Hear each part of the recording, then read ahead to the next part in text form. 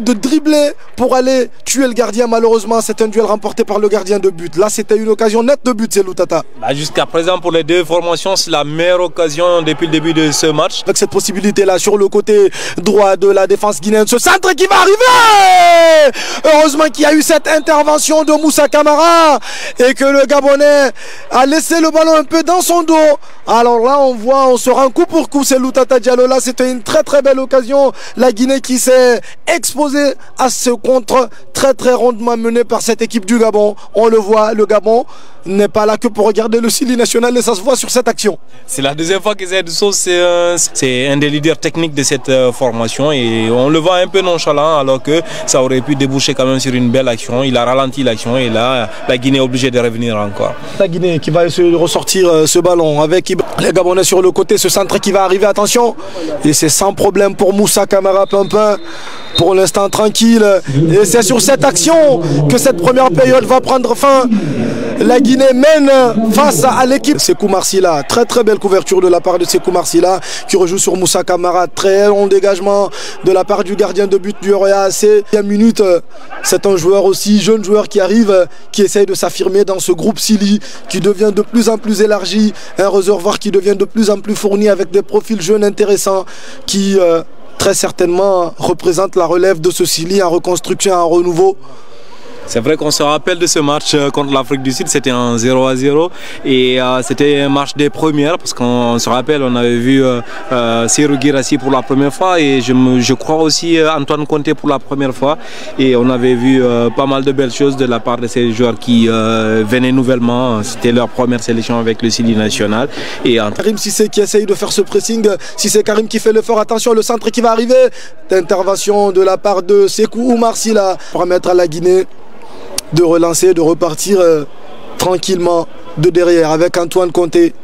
Une paire qui semble plutôt pas mal fonctionner avec Saïdou Sow cet après-midi, c'est Loutata. Bijou défenseur central du côté du Botef Plovdiv. Djibril, nous étions aussi ensemble du côté de Courtrai lors de ce match face à l'Afrique du Sud où il a été replacé dans ce match-là en défense centrale et ça avait plutôt été assez positif. C'est un joueur important pour cette défense guinéenne. C'est un joueur qui évolue depuis qu'il est en sélection. Donc on espère le voir encore à la CAN avec beaucoup plus de jus, beaucoup plus d'énergie. En tout cas, c'est une équipe guinéenne qui évolue.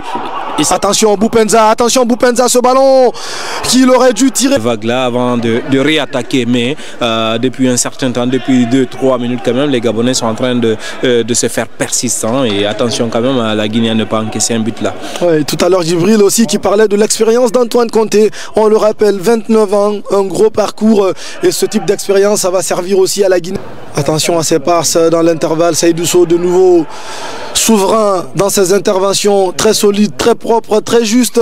Saïdou Sow, le joueur de Strasbourg.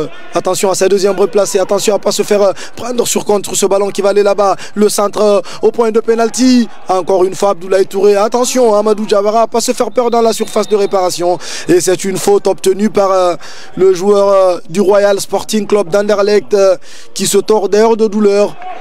Après avoir contrôlé ce ballon dans la surface de réparation guinéenne, justement, Amadou Diawara a pris un gros risque à contrôler un ballon comme ça au lieu de dégager. Il a tenté de contrôler le ballon dans la surface de réparation. Il a failli se faire chipper ce ballon-là.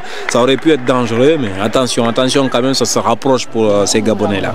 Ça se rapproche pour les Gabonais qui, on le rappelle, qui courent derrière ce but inscrit par Serhou Guirassy à la 35e minute, surface arrêtée. La Guinée qui mène au score. La Guinée dans le sillage de son match face à la Guinée-Bissau qui pour l'instant prend le meilleur et le dessus sur son adversaire. Moussa Camara à la relance.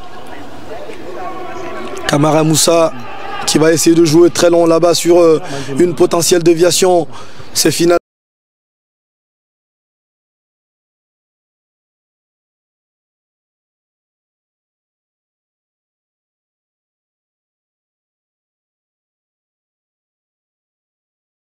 le capitaine ce soir, Amadou, le joueur du Sporting d'Anderlecht, qui est remplacé plutôt par Saïdou Bassissé. Bah, c'est bien dommage parce que c'est... Qui perd son 1 contre 1 là, sur cette situation. Mais c'était intéressant, c'est Loutata. Il a plutôt placé son ballon, mais il n'y avait pas trop de puissance.